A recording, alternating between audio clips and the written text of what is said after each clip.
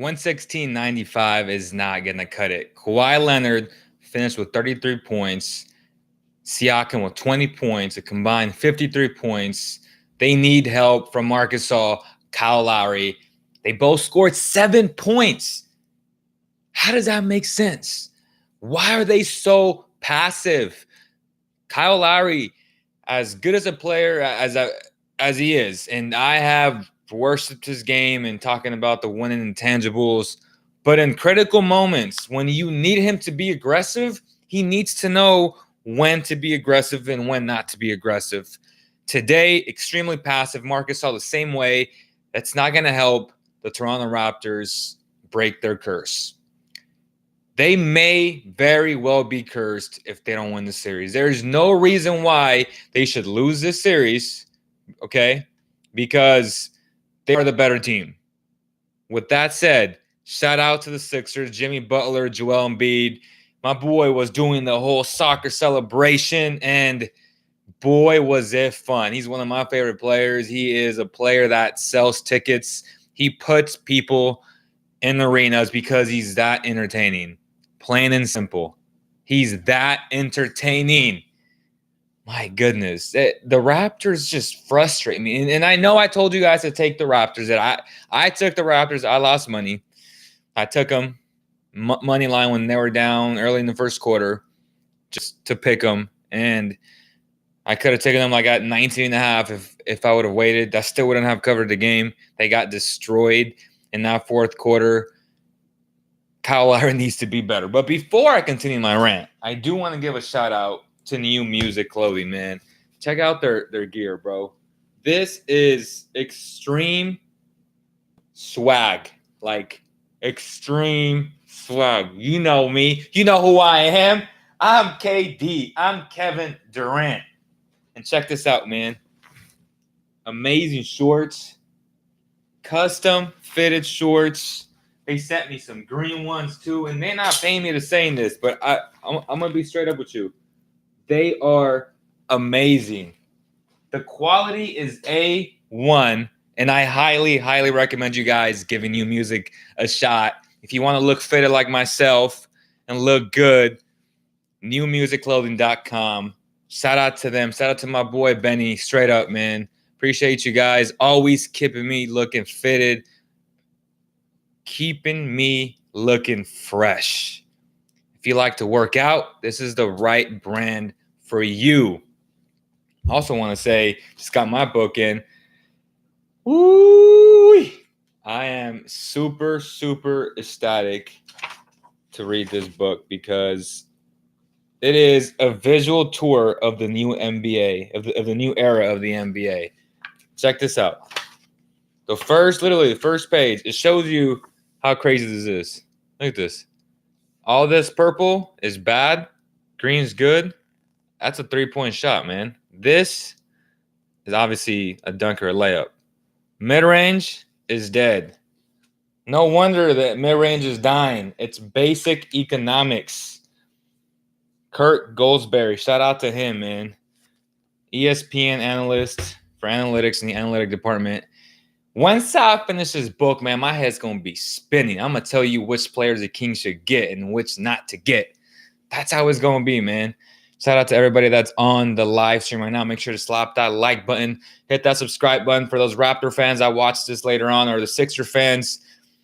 It's coming together very, very nicely for the Philadelphia 76ers. Joel Embiid, Jimmy Butler, Tobias Harris, Ben Simmons, JJ Redick. Man, that's a nice starting five. Now, the question was, do they have enough depth? And they pick up my boy from the Rockets. I'm slipping on his name right now, but let me see real quick. I'm slipping on my boy's name. So, obviously, Mike Scott came back, which really helped. But Ennis, man. Ennis was really good today.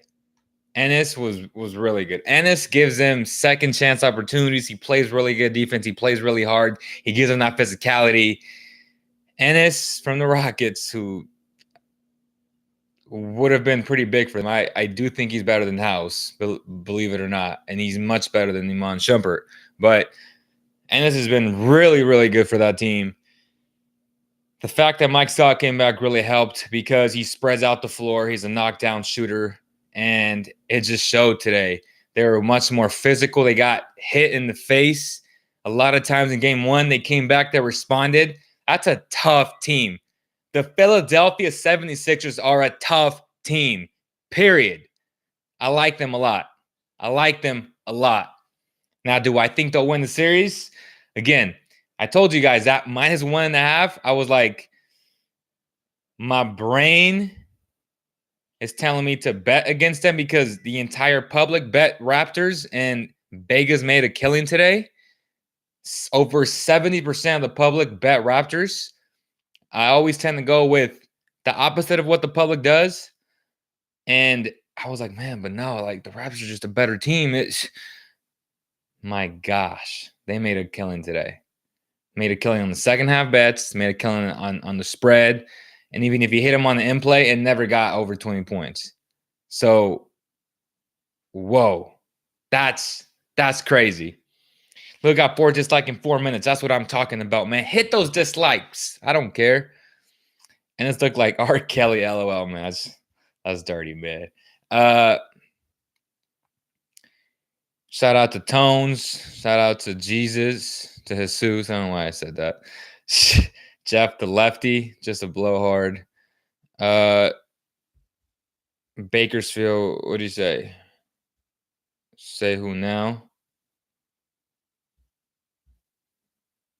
But yeah, man, it was a crazy one. The Kings have been quiet for 2 weeks. That's weird if they are so worried about Walton thing. Let him go or keep him very easy, blah, blah, blah.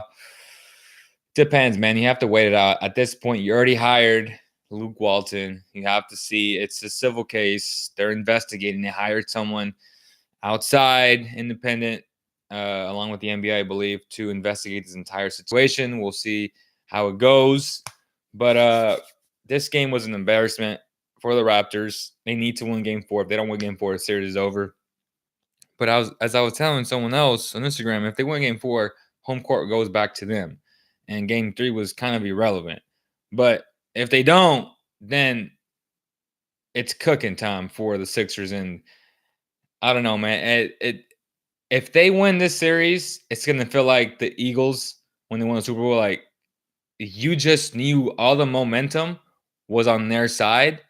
And if they do face the Warriors in the finals, I just feel like if they get to the finals, which I still have the Bucks going to the finals, but if they get to the finals, this can be one of those odd years where they beat the Warriors. That would be insane. Oh my gosh, that would be crazy.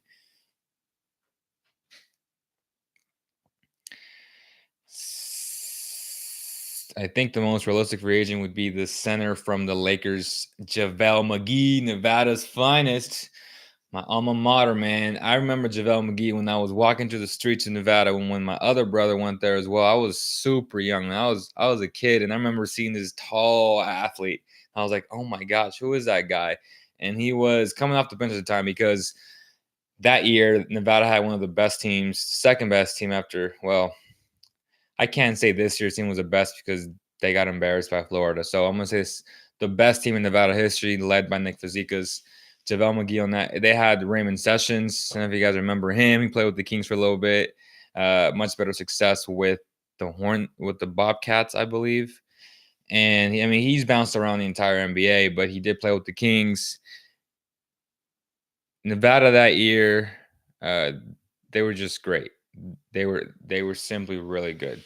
But McGee and Balgi would be nice. Harry Giles off the bench. See, I can see that. We'll see what happens, man. It's a love-hate with McGee because I know how talented he is and how inconsistent he is at the same time. So we'll see. We'll see. Once I finish reading this book, I'm gonna tell you straight up, like, who they should get and what the data says about every single player the Kings should be interested in. That's it, guys. Hopefully you guys enjoyed this quick little rant. If you guys don't, let me know, man. Appreciate the love and support. Make sure to share and subscribe. Follow us on all social media platforms.